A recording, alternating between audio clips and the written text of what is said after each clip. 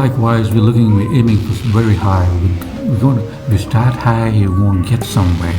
So similarly, this movie and this script is going to be positive, respectful, as well as enable to nudge you kind of, unless we are like brazen bulls, to in the right direction for peace, prosperity, and the true welfare of everybody.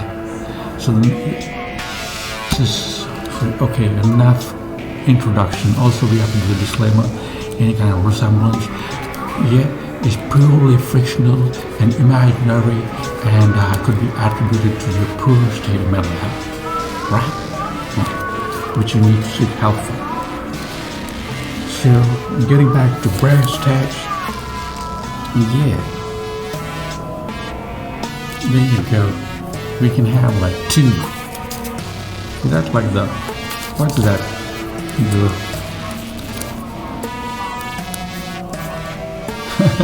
That's the kind of flow they have. But anyway, my lovely days. So we're trying to keep this, first of all, as per the regal royal request, respectful. The need for respect.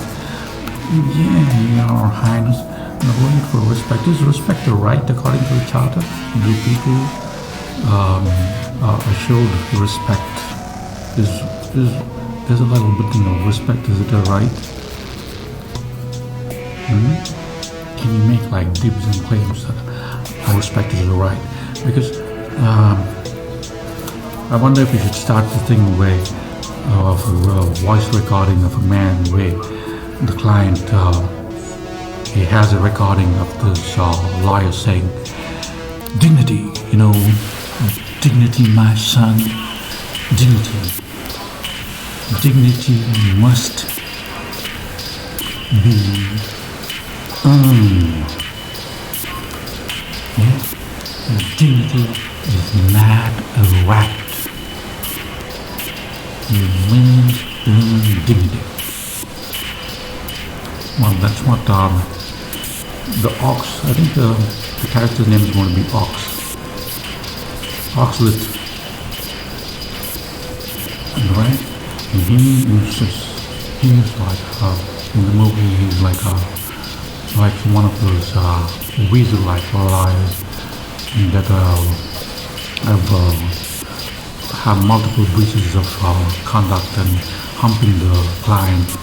But yet he gets himself to work legally. Legally is the last. So if you commit like a capital punishment, it's like a assassin of Lincoln. Like what kind of? You have the right to legal defense. That guess what? The guy who Booth or whoever, I think, he was given a tax lawyer to defend himself against criminal charges. So similarly, Mr. Oxley is like a real estate lawyer or a poopy lawyer or something that is given to somebody because to be maybe in family or criminal or something, because you of the charade that you must have representation, legal representation. We're going to give you one if you don't have one, so we're going to give you like a bad shepherd. Actually, you're going to be characterized as a bad shepherd, like you have like that watcher look. And you guys have a bunch of things shining the thing and say, go ahead, shine your life away. So that's okay. A huge dignity is not a right. You must earn dignity. And the client, and who will be the client? The client, the focus is not on the client. The client is good from nowhere to nobody. Okay? The focus is on Oxford. Shameless Oxford. So he is dignity must be earned. And then the client takes the matter to his authority. Who's his authority? Law Society, or I've seen being.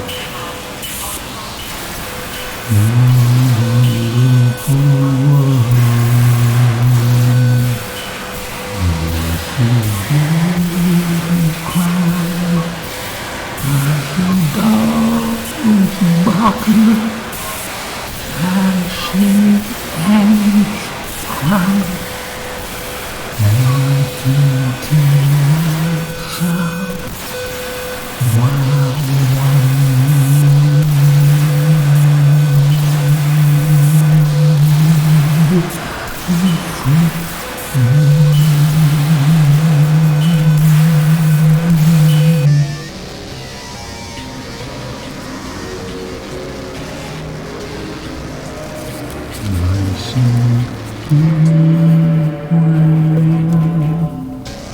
I shot the film, but I did not shoot that party.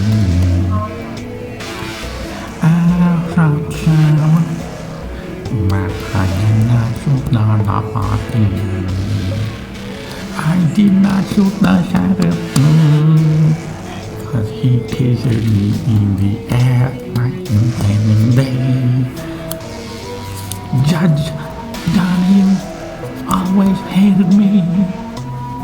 He thought everyone in this world is OJ. Like OJ is the trigger word for Donohue. Well, how about some music, man? OJ. So, okay, looks like the end will play some music. So we go on to now. That is just the prelude to the movie. And so the movie, it's going to, the first scene is going to start about like a little beautiful cabin in the attic, right? Like the attic temperature and location over there. You show the rangers outside. Then you go inside the cabin. The shot goes to inside the cabin, and you see like a man with a shock of full gray hair, like little rat teeth, buttering his potato bread, like buttering his head. Oh yeah, some fine potato bread. I wish I had some date squares. I love. Oh yeah, date squares. That reminds me, the last time I showed that guy, yeah, like who,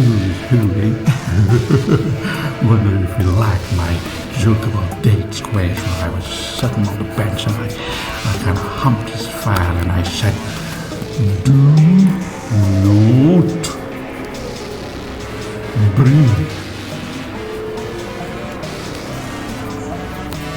in front of me. Do not bring the file in front of me. Now, why would you have such a lot of hate for that pal? It's because it has gone to the conflict. So actually, the guy in the shot is senior, because we need like a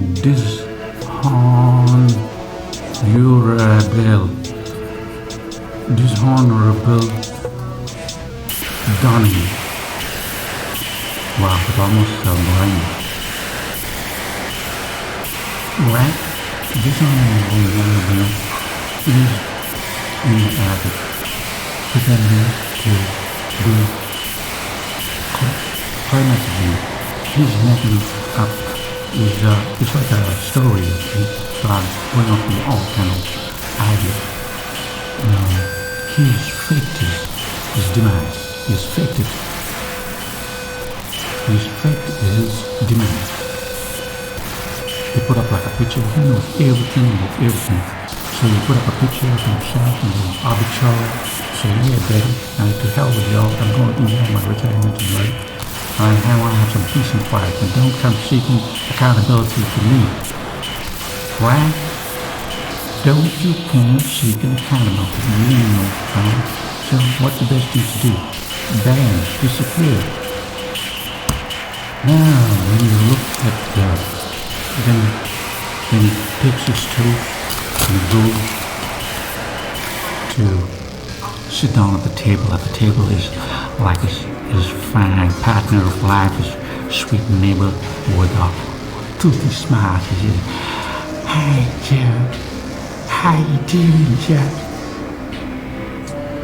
Hey, how you doing, Joe? I'm so happy you're my hero, Joe. You're my hero. Her name is Ma. Ma Ryan. R-I-N.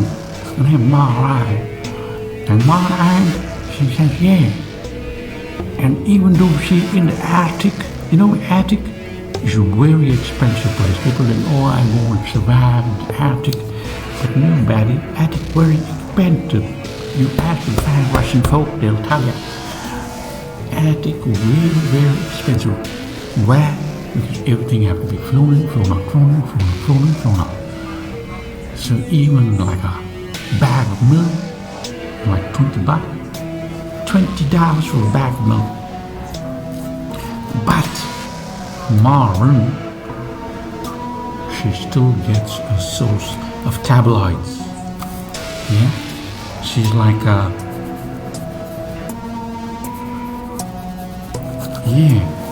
tabloids.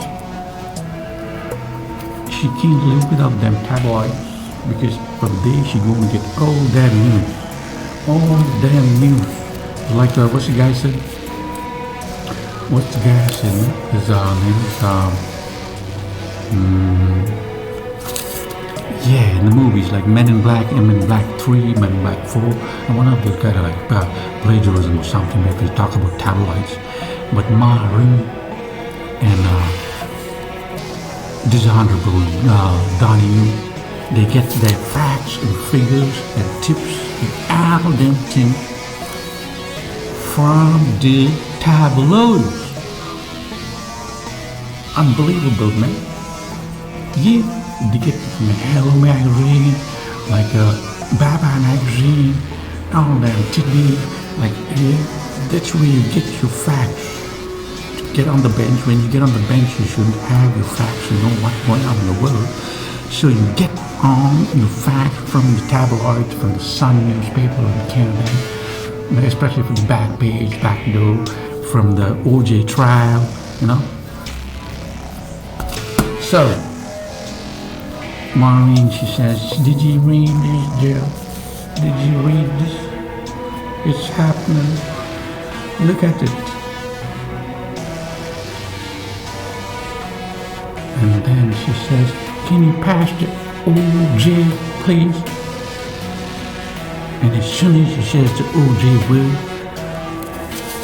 like dishonorable Donohue, he gets like pissed up, he starts shaking, and he gets like a query, and he's like, did you say OJ? How many times I told you not to say OJ, OJ, OJ? I said, who's more orange juice?